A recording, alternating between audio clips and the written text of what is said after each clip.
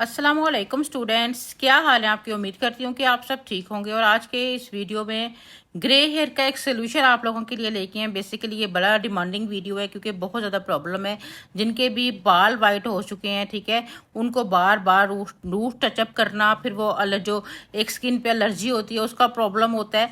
तो और मतलब अक्सर हमें ये क्लाइंट कहते हैं कि कोई ऐसी टेक्निक कर दें कि हर 15 डेज या 1 मंथ के बाद हम बालों को टचअप ना करना पड़े और हमारा कुछ चलो कम से कम कोई 6 मंथ आराम से गुजर जाएं। तो वीडियो डिमांडिंग है, तो वीडियो आपने कहीं स्किप नहीं करनी है, काफ़ी नॉलेजेबल होने वाला है, ठीक है। और ये देखें जी, अब हम लोगों ने ऊपर वाले बालों के साथ नीचे वाले बालों को ब्लेंड किया है, जिसकी वजह से देखेंगे हमारा बाल कितना अच्छा लग रहा है। और आई थिंक मेरे बालों में बहुत ग्रे हेयर्स थे और ये मैंने लैश ब्यूटी वालर से काम करवाया है। आप देख सकते हैं कि अब इसमें वाइट बिल्कुल भी नहीं है, बहुत ब्लेंड हो गए हैं। और मुझे लगता है कि मुझे इसके टचअप की ज़रूरत काफ़ी देर बाद पड़ेगी। मैं बहुत मुतमईन हूँ इस काम से। Thank you so much lash beauty वालर।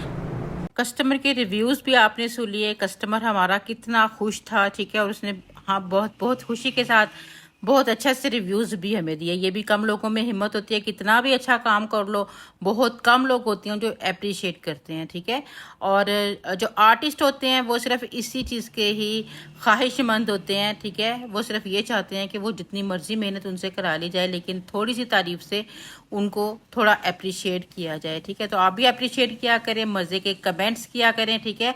और कोई नया काम करने की कोशिश करे तो ज़रूर उसको थोड़ा सा हौसला दिया करें, ठीक है, अप्रिशिएट किया करें। अब ये देखें जी, अब हम लोगों ने ऐसे स्टेप बाय स्टेप सेक्शन बनाए हैं। सेक्शन बनाने के बाद जहाँ तक वाइट बाल हैं उन बालों को हमने नहीं छेड़ना है। जहाँ तक गोल्ड गोल्ड बाल आपको नज़र आ रहे हैं, ठीक है, ऑलरेडी यहाँ पर थोड़ी सी लिफ्टिंग तो इनकी है, 7-6-7 लेवल की लिफ्टिंग है। तो हम लोगों ने 10 वॉल्यूम इसमें यूज़ किया क्योंकि बाल काफ़ी वीक था।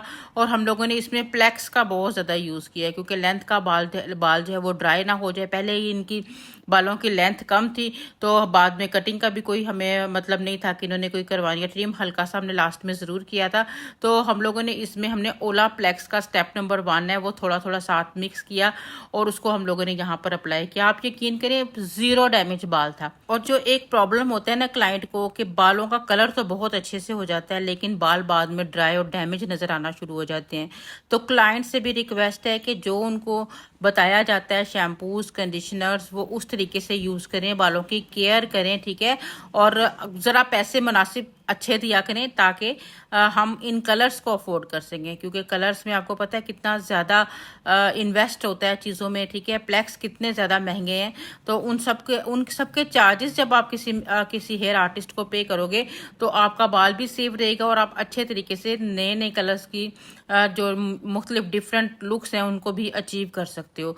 अब जैसा कि हमारी ये ब्लॉन्ड शेड्स या प्लेटिनियम शेड्स होते हैं, सिल्वर ग्रे शेड्स होते हैं, इसमें लिफ्टिंग बहुत हाई चाहिए होती है, ठीक है। एक नॉर्मल शेड में अगर हमें 1 टाइम बालों को प्री लाइट करना पड़ता है तो इन शेड्स को अचीव करने के लिए हमें 2-2 बार बालों को जो है ना वो प्री लाइट करना पड़ता है। और फिर केमिकल तो केमिकल है, केमिकल बालों से जो एक्स्ट्रा मॉइस्चर होता है उसको खींच लेता है, बाल ड्राई फील होना शुरू हो जाता है।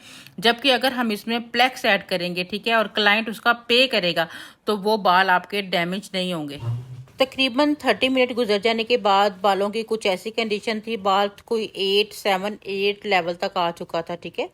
तो ये है कि हम लोगों ने फिर से 10 वॉल्यूम प्लेक्स को मिक्स करके मिक्सचर बनाया और उसके बाद अगेन हमने यहाँ पर एप्लीकेशन की और उसके बाद 20 मिनट तक हम लोगों ने इसको छोड़ा। इस तरह मैक्सिमम इनको कोई 50 मिनट लगे थे, तो लेकिन बाल बिल्कुल भी डैमेज नहीं हो रहे थे, ठीक है।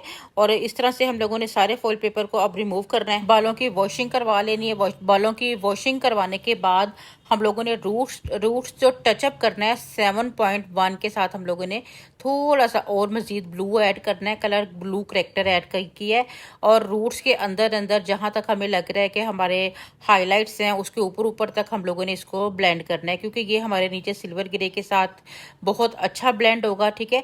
तो अब हम step by step full head पे इस प्रोसीजर को कंप्लीट करेंगे। और लेंथ वाले बालों पे हमने 9.1 क्यूने में ले लेने या लोरियल में ले लें, ठीक है। और उसके साथ आपने थोड़ा सा ब्लू करेक्टर और थोड़ा सा वॉयलेट करेक्टर को मिक्स करके उसकी टोनिंग करनी है, मतलब टॉवल ड्राई हेयर पे। जैसे रूट्स आपके लगे हुए हैं, साथ ही आपने लेंथ में भी उसको कलर को अप्लाई कर देना, दोनों को आपस में अच्छे से ब्लेंड कर लेना है और ये आपका फाइनल लुक आपको अचीव हो जाएगा। उम्मीद है कि आपको आसानी से समझ आ गई होगी, लाजमी इसको ट्राई कीजिएगा। اور دعاؤں میں ہمیشہ یاد رکھیے گا. اور یہ سروس لینے کے لیے آپ کو اسکرین پر نمبر مینشن کیا جا رہا ہے, آپ نے ضرور رابطہ کرنا ہے. اس کے ساتھ ہی ہمیں آپ اجازت دیجیے گا. اللہ حافظ.